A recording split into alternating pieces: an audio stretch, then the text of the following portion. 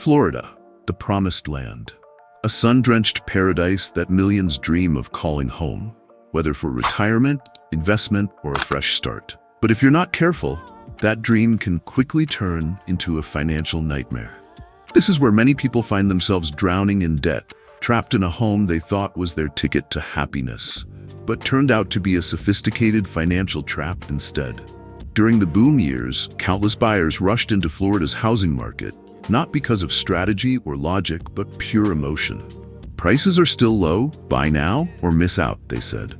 People jumped in blindly, but when storms hit, insurance costs exploded, property values plunged, and buyers disappeared, many realized too late that they had chosen the wrong city at the worst possible time. This analysis is for anyone looking to invest in Florida real estate with a clear plan, or those considering retiring under its sunny skies. We don't just point out pricey or sparsely populated areas. We dig deeper into markets where supply and demand are out of balance, where insurance, natural disasters, and rising rates collide, and where real growth potential is missing.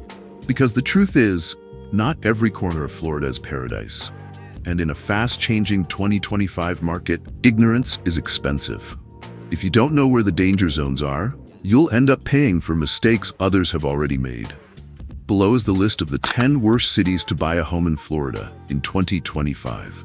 Study them carefully, because avoiding the wrong place can save your finances, your peace of mind, and your future. Number 10. Palatka.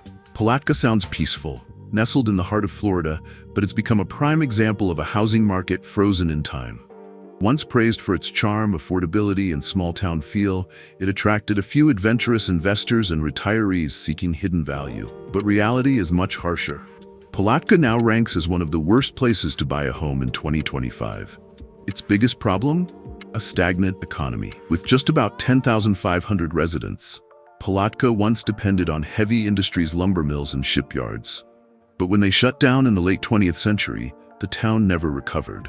No new industries, no major investments, no opportunities to attract younger workers. The median household income is only around $33,000, among the lowest in Florida. Between 2020 and 2025, population growth was less than 1%, mostly from older residents moving back with family, not new arrivals. Homes are cheap, around $210,000 to $230,000, less than half the state median, but they're small, often deteriorating, and with virtually no potential for appreciation. Since 2023, the housing market has nearly frozen. Only a few sales occur each month, and listings sit unsold for over a year. Inventory has doubled since last year, with almost 11 months of supply and a growing pile of foreclosures. Even worse, insurance is far from cheap. Despite low property values, premiums average between $2,000 and $3,000 a year, similar to Orlando. That's because Florida bases insurance on hurricane and flood risk, not on property value. Many Palatka homes have old roofs, wood frames, and outdated wiring, making them high risk. And since it's located along the St. Johns River hit by severe flooding during Hurricane Irma in 2017, many neighborhoods fall under FEMA flood zones, requiring extra coverage that can cost another $1,600 a year. For a household earning $33,000 annually, that's 10–15% of income just for insurance. The quality of life doesn't help either. A small hospital, a few convenience stores, minimal shopping, and limited entertainment. Crime rates exceed the state average, driven by unemployment, drug use, and petty theft. Downtown looks nostalgic but deserted. Shuttered storefronts and cracked sidewalks tell the story of a town left behind. Environmental issues also plague Palatka. The local paper mill has long been criticized for foul odors and air pollution, making it unappealing for retirees seeking fresh air and peace. That's why most retirees choose places like Ocala or Gainesville instead, areas with better healthcare, infrastructure, and amenities. So why do buyers still come here? Most are bargain hunters or investors, but their strategies are collapsing. Price growth has stalled. Airbnb activity is almost zero. Investors who bought to flip are now slashing prices just to escape. Locals can't afford to buy, leaving the market stagnant. Palatka may look cheap, but the true cost is high. No liquidity, high maintenance, poor quality of life, and virtually no growth prospects. If you're 50 or older, this town will likely leave you frustrated. Cheap homes aren't a bargain when they come with instability and regret. Number 9. Fort Myers. Once the go-to destination for retirees chasing sunshine and affordability, Fort Myers now shows unmistakable signs of stress. The median home price is around $349,000, slightly higher than last month, but still down 78% from a year ago. Inventory sits at about 7 months of supply, meaning buyers hold the power. Homes are taking 80 to 90 days to sell, and insurance remains a nightmare. A typical $300,000 home can cost over $7,000 a year to insure, nearly double the state average. Some homeowners have even been denied renewals after Hurricane Ian if their properties don't meet strict safety standards. Add to that an oversupply of homes and falling rental demand, and you get a market that's weakening fast. Rents are declining, landlords are offering discounts, and sellers are losing leverage. Fort Myers still offers sunshine and charm, but it's no longer an easy retirement decision. Between high insurance, repair costs, and slow resale value, every move here must be strategic. Number 8. Lakewood Ranch. Lakewood Ranch was once Florida's pride, a model master-planned community offering safety, beauty, and convenience. But from 2023 to 2025, that dream has cracked under the weight of oversupply. New builds have far exceeded demand. The average home price now hovers around $645,000, but listings have surged and sales are slowing. Homes sit for more than 90 days, and sellers are forced to drop prices or offer incentives to attract buyers.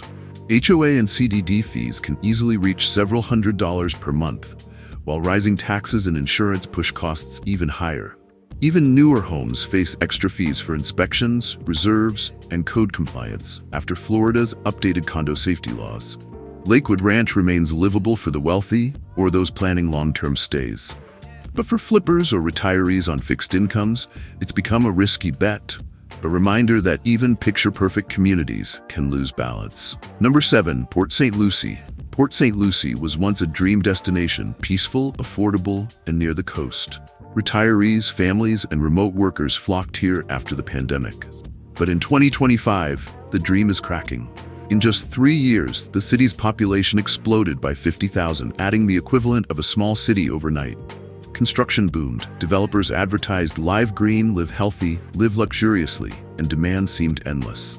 But when mortgage rates spiked in 2023, the frenzy ended. The median home price is now around $410,000, over 40% higher than what local incomes can sustain.